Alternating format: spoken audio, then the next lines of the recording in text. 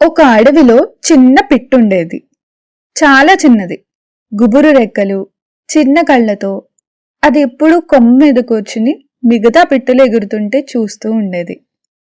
అందరూ ఎత్తుకెగిరేవాళ్ళు, ఆకాశాన్ని తాకేవాళ్ళు.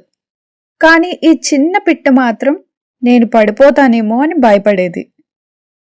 ఒకరోజు గాలి బలంగా వీచింది. అది కూర్చున్న కొమ్మ ఊగింది.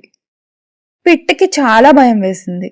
ఇప్పుడు నేనేమో కింద పడిపోతాను అని అనుకుంది.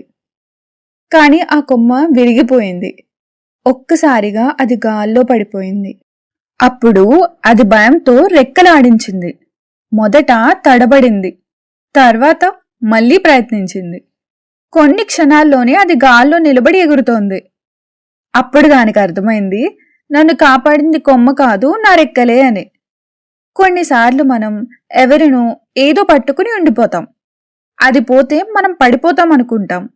కానీ నిజమేంటంటే మనలో ఉన్న ధైర్యమే మనల్ని నిలబెడుతుంది. చిన్న పిట్ట ఆ రోజు పెద్దదైపోలేదు, కానీ తనపై నమ్మకం మాత్రం పెరిగింది. మీరు కూడా ఆ చిన్న పిట్టలాగే అనిపిస్తే గుర్తుంచుకోండి, మీ రెక్కలు మీకు తెలియకపోవచ్చు, కానీ అవి మీకోసం ఎదురు చూస్తున్నాయి. సైలెంట్ టేల్స్ పై చందనాలో మళ్ళీ కలుద్దాం. ఇలాంటి కంటెంట్ కోసం సబ్స్క్రైబ్ చేసి మీ విలువైన సమయాన్ని ఇక్కడ కేటాయించండి.